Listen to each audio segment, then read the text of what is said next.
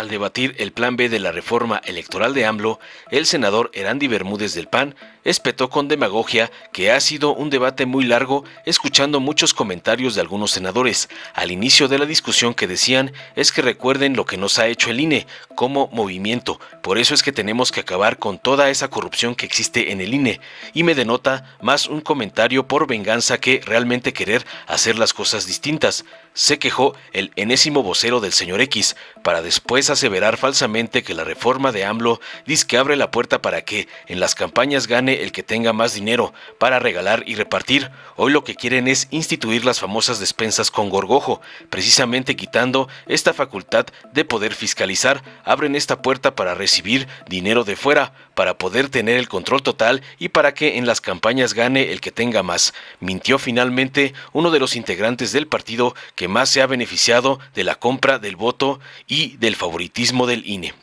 Tras escuchar la cantaleta de los panistas, el senador César Cravioto de Morena propuso un punto clave para detener el autoritarismo del INE contra la 4T. Expuso que, en materia electoral, sea inviolable el ejercicio del periodismo, el cual no será sujeto de limitación, previa inquisición, ni medidas cautelares por autoridad electoral alguna, ya que nos parece que es uno de los temas donde el Instituto Nacional Electoral más se ha extralimitado, que tiene que ver con la libertad de expresión. Hay muchos antecedentes que dicen que en los últimos meses el INE ha estado hostigando a comunicadores en el tema, por ejemplo, de la revocación de mandato, y tenemos varios casos, por lo que las autoridades electorales solo podrán realizar requerimientos a personas o cualquier otra figura que ejerza el periodismo, libertad de expresión y derecho de información en cualquier medio convencional o digital por situaciones o hechos acontecidos durante los procesos electorales. Fuera de estos plazos no tendrán competencia alguna, finalizó la respuesta contundente a los panistas que solo inventan falsedades en vez de proponer ideas que ayuden a la democracia, no a entorpecerla con sus mentiras. Veamos enseguida cómo el senador César Cravioto de Morena le da unas clasecitas de cómo legislar al vocero panista del señor X, Erandy Bermúdez. Buen día, gracias, senador presidente. Compañeras y compañeros senadores, el día de hoy ha sido un debate muy largo. He escuchado muchos comentarios desde algunos senadores al inicio de la discusión que decía, es que recuerden lo que nos ha hecho al INE como movimiento, por eso es que tenemos que acabar con toda esa corrupción que existe en el INE, y me denota más un comentario más por venganza que realmente querer hacer las cosas distintas o querer ser diferentes como siempre lo han venido diciendo. Han dicho, recuerden lo que le ha hecho a nuestro movimiento, por eso hay que atacarlos, hay que combatirlos. Yo nada más les recuerdo que este INE, del cual se han quejado tanto, fue el que le negó el registro al partido del presidente Calderón y Margarita Zavala. Este INE fue el que le negó el registro a ellos. Y estas modificaciones a mí me preocupan mucho porque lo que hoy se tiene el INE ha sido por el enriquecimiento de las ideas de quienes en ese momento han sido oposición. La izquierda, en el momento que fue oposición, contribuyó a tener algunos de los mecanismos que hoy tiene el INE. El PAN cuando fue oposición también. Y hoy me extraña mucho que quienes están en el gobierno se olvidan prácticamente de todo esto que antes teníamos. Hoy, con esto nuevo, algo que nos habíamos quejado todos cuando fuimos oposición fue permitirle que el gobierno pudiera hacer promoción política en beneficio del partido al que representa. Y ese episodio creíamos que ya lo habíamos superado. Bueno, pues lo vamos a regresar. Y lo vamos a regresar pues porque hoy el que está en el gobierno me conviene que podamos hacer esa propaganda. A los ciudadanos se les ha dicho hoy que el INE es costoso, y yo creo que es perfectible, claro que sí. Y hay que recordar que la Cámara de Diputados tuvo la oportunidad, ahora el pasado presupuesto de egresos de la Federación, pues de haber corregido temas como el tema de las remuneraciones, que probablemente puedan ser excesivas del Consejo del INE. Pero no por eso tenemos que estigmatizar que todo el INE es costoso y hacer creerles a los mexicanos que los 3,500 millones que se dice que se van a ahorrar por esto, el ciudadano se va a ver beneficiado. Y miren, déjenme les doy un dato. En lo que va de esta administración, cada que se ha destruido o se ha quitado recurso a algún instituto, lo recuerdo muy bien en campaña cuando el presidente López decía que vamos a vender el avión y con lo del avión vamos a transferir el dinero a la gente. Y en este país, donde tenemos prácticamente la mitad de los mexicanos en pobreza, hay que recordar, este gobierno, la pobreza ha crecido en 8 millones. En este país donde efectivamente hay gente que requiere este recurso para poder comer, y cuando quien es el presidente le dice voy a vender el avión para con eso poderte ayudar, y después voy a eliminar los fideicomisos y también ese dinero te lo voy a transferir, pero también déjame decirte que el INE cuesta mucho y le voy a quitar el INE, y escuchaba yo al coordinador de los diputados de Morena, y eso lo vamos a transferir para las quimioterapias para los niños. Me parece una gran irresponsabilidad que se esté jugando con esta necesidad de tener un ingreso el ciudadano, porque efectivamente tenemos grandes desigualdades, pero no por eso tenemos que estar jugando con este discurso, que hay que decirlo, este gobierno también decía que con los 600,000 millones que se ahorrarían por el tema de la corrupción, este gobierno no lo habría endeudado. Yo lo dije aquí en tribuna y se los digo nuevamente, 3.7 billones ha pedido de deuda este presidente. Entonces eso de lo del avión, los fideicomisos, los organismos autónomos, todo lo que dice que la austeridad republicana se ha visto, pues no vemos que realmente haya contribuido a combatir la pobreza, pero sí a crear esa falsa expectativa del mexicano que tenemos que desmantelar todo, porque en la manera que podamos desmantelar las instituciones, ese dinero me va a venir de golpe. Hoy el gobierno quiere tener el control del padrón electoral, y aquí se ha hablado mucho y se ha hablado de la historia, se habla del fraude del 88, aquel fraude del 88 que quien es hoy el titular de la CFE, Manuel Bartlett, fue el que orquestó eso.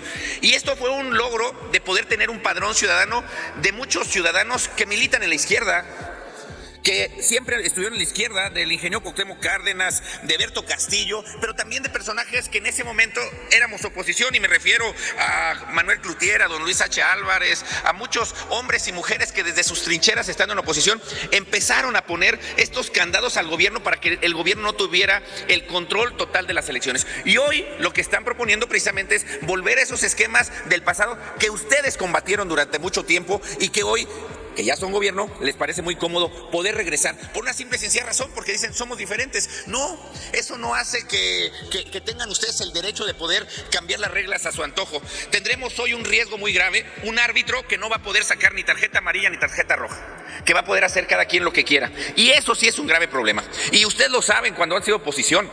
El no tener un árbitro que pueda sancionar, esto realmente lo único que va a hacer es que el ciudadano empiece a desconfiar de la autoridad electoral y empecemos a tener menos participación ciudadana. Va a ser complicadísimo fiscalizar el dinero que llega a las campañas. ¿Y saben cuál es el peor riesgo que vamos a tener? Pues que llegue dinero del narco, que llegue dinero del crimen organizado, porque en este país donde ya tenemos más de 50 millones de mexicanos desgraciadamente en pobreza, muchos mexicanos están esperando desgraciadamente la campaña para poder recibir aquello que ustedes tanto se quejaron de las despensas con gorgojo. Bueno, pues hoy lo que quieren es institucionalizar las famosas despensas con gorgojo, precisamente quitando esta facultad de poder fiscalizar. Fíjense nada más lo grave que es esto. Lo grave que es esto. En este país donde tenemos desgraciadamente esta pobreza, pues esto va a ser un caldo de cultivo, no para el que tenga las mejores propuestas para gobernar, sino para el que tenga más dinero para regalar y repartir. Y entonces las campañas estaremos regresando a aquello que creíamos que ya habíamos superado y que estábamos trabajando. Y el tema de la transferencia de votos, me parece realmente, y escuchábamos, el propio presidente de la República dijo que él no estaba de acuerdo en eso. Miren nada más, en el año 2000, estos partidos, o un partido de ellos, el Partido Verde, y lo quiero decir muy claro, se alió al PAN para poder ganar en ese entonces Vicente Fox. Y en el 2012 se alió con Peña Nieto. Y en el 2018 se volvió a aliar con el PRI. Pero cuando ve que empieza a caer y en la debacle, me alío ¿con quién? Con el partido en el gobierno, porque es la única manera de poder vivir y trascender. Y ese sí es un grave problema, porque esta cláusula de la vida eterna, donde nosotros pusimos que teníamos que tener un 3% para que el partido pudiera tener la supervivencia, bueno, pues hoy va a ser muy fácil. ¿A quién estamos beneficiando? ¿Al partido o al ciudadano? ¿Cómo vamos a saber qué pensó el partido si va a votar en un recuadro por los partidos coaligados? Y no como actualmente lo tenemos, que cada quien le transfiere. Probablemente me gusta el candidato, pero no el partido que está coaligado. Y así sucede. Hoy ustedes están siendo rehenes. Hoy Morena está siendo rehenes de ese chantaje. Están siendo rehenes de esto que creíamos que ya habíamos superado, de ese 3% que todos nos pusimos precisamente para eso. Y hoy lo que sucede es que vamos a tener partidos franquicia, que va a ser más fácil coaligarme con el partido en el gobierno. Ya hay un partido que lo ha hecho así. Concluyo, senador presidente. Ya hay un partido que tiene la experiencia desde el 2000 hasta la fecha que lo ha hecho así, y que bueno, pues hoy tenemos el grave problema que vamos a tener partidos franquicia, donde va a bastar que se coaligue con quien esté en ese momento en el gobierno para poder tener una supervivencia y seguir chantajeando al gobierno en turno. ¿Con qué? Pues con pluris, con presupuesto, con otro tipo de prerrogativas que les conviene para poder sobrevivir. Concluyo con esto que me preocupa mucho. Y es algo que he pensado y es algo que tengo de teoría. En los gobiernos de izquierda, lo quiero decir muy claro, tal parece que algo que sucede es que quieren tener o permanecer la pobreza. Porque en la medida que se elimina la pobreza, empieza a disminuir la izquierda o los partidos de la izquierda. Y revisen en la historia y revisen en los demás países cómo en la medida que va disminuyendo la pobreza en un país, disminuyen las preferencias por los partidos de la izquierda. Por eso es que hoy abren esta puerta para recibir dinero de fuera, para poder tener el control total y para que en las campañas gane el que tenga más dinero. Gracias, senador presidente. Es cuanto.